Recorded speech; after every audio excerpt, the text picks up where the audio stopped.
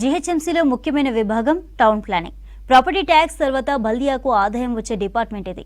ఈ శాఖపై ఫోకస్ చేశారు బల్దియా మేయర్ విజయలక్ష్మి. ప్రజావాణిలో అత్యధిక కంప్లైంట్స్ టౌన్ ప్లానింగ్ పైనే రావడం, కొందరు అధికారులు అక్రమంగా పర్మిషన్లు ఇవ్వడం, ఉద్యోగులు సమయానికి రాకపోవడంతో టౌన్ ప్లానింగ్ హెడ్ చీఫ్ పై ఫైర్ అవుతున్నారు మేయర్.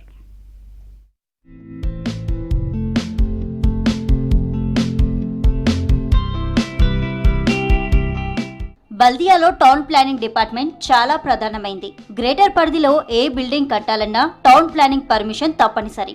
ఆయా బిల్డింగ్ ప్లాన్ తో టౌన్ ప్లానింగ్ శాఖలో అప్లై చేసుకోవాల్సి ఉంటుంది. కొందరు టౌన్ ప్లానింగ్ అధికారులు మాత్రం ప్రభుత్వ స్థలాల్లో బిల్డింగ్స్ కు పర్మిషన్ ఇవ్వడంతో పాటు నిబంధనలు పాటించని వాటికి కూడా పర్మిషన్స్ ఇస్తున్నారని మేయర్ దృష్టికి వచ్చింది. దీంతో మేయర్ ఈ డిపార్ట్మెంట్ పై ఫోకస్ చేసిందంటున్నారు బల్దియా ఉద్యోగులు.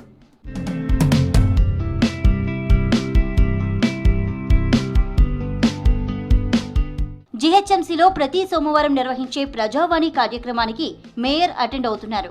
అందులో వచ్చే ఫిర్యాదుల్లో సుమారు 70% వరకు టౌన్ ప్లానింగ్ డిపార్ట్మెంట్ కి సంబంధించినవే ఉంటున్నాయి. అయితే ప్రజావాణి కార్యక్రమానికి మేయర్ తో పాటు అన్ని డిపార్ట్మెంట్స్ కి చెందిన అడిషనల్ కమిషనర్లు, ఉన్నత అధికారులు హాజరైతే చీఫ్ సిటీ ప్లానర్ మాత్రం ఒక్క వారం కూడా అటెండ్ కాలేదు.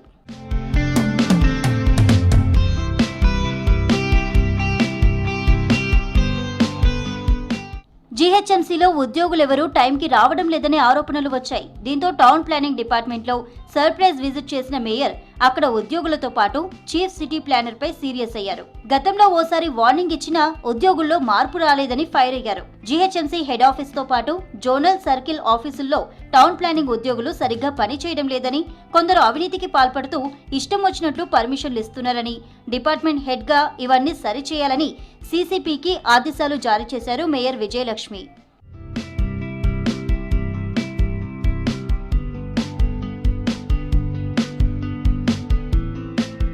టౌన్ ప్లానింగ్ డిపార్ట్మెంట్ ను ఎందుకు టార్గెట్ చేస్తున్నారని అంటున్నారు అధికారులు. మరోవైపు టౌన్ ప్లానింగ్ డిపార్ట్మెంట్ లో సగం మంది అధికారులు ఫీల్డ్ లో ఉంటారని గుర్తు చేస్తున్నారు.